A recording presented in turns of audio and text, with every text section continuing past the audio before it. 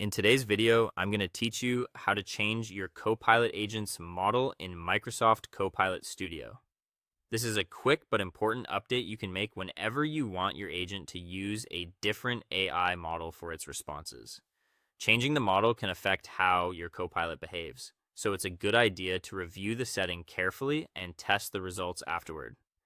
To begin, open your web browser and go to the Microsoft Copilot Studio portal.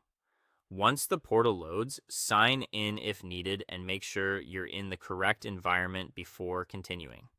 This helps ensure you're updating the right Copilot agent. Next, from your list of available bots or agents, select the specific Copilot agent you want to update and open it. Take a moment here to confirm that you've chosen the correct one, especially if you manage multiple agents with similar purposes. After the agent opens, look over to the left-hand navigation menu and click on Settings. In most cases, this is represented by a gear icon. The Settings area is where you control key configurations for your Copilot, including the model it uses. Inside the Settings menu, find the Generative AI tab and click on it.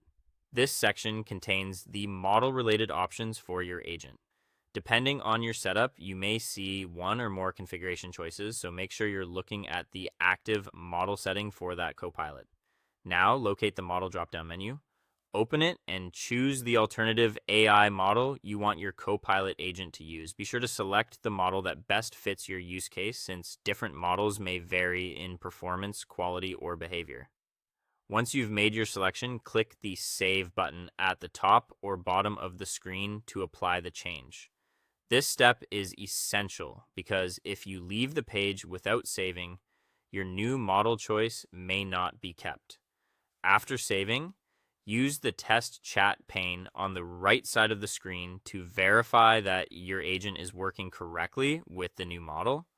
Try a few sample prompts that reflect real user questions so you can check the quality, tone, and accuracy of the responses.